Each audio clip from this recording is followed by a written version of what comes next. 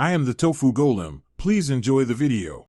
You start by securing the exact location. Mark the height and center with a tape measure and a pencil. Once done, use a level to draw a straight guideline so numbers align. Decide if you will use adhesive back numbers or screws with vinyl siding anchors. Adhesive is faster, anchors are more secure. Make sure the siding is clean, wipe with isopropyl alcohol and let it dry.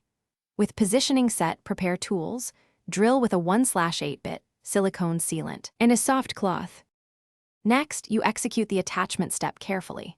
For anchors, pre-drill through siding into the substrate, then insert vinyl-specific anchors to avoid cracking. Drive screws until snug but not over tight.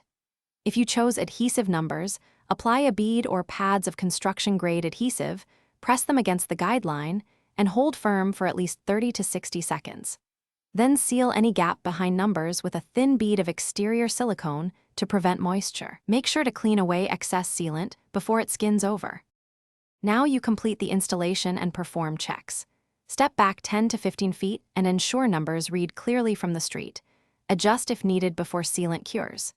Inspect the silicone bead around each fastener and reapply small gaps. Allow 24 to 48 hours for full cure. If a number feels loose later, remove it, clean surfaces, and either reseat the anchor or replace the adhesive with a stronger construction adhesive. One key tip: never force screws. Over-torquing deforms vinyl and reduces hold. Thanks for watching.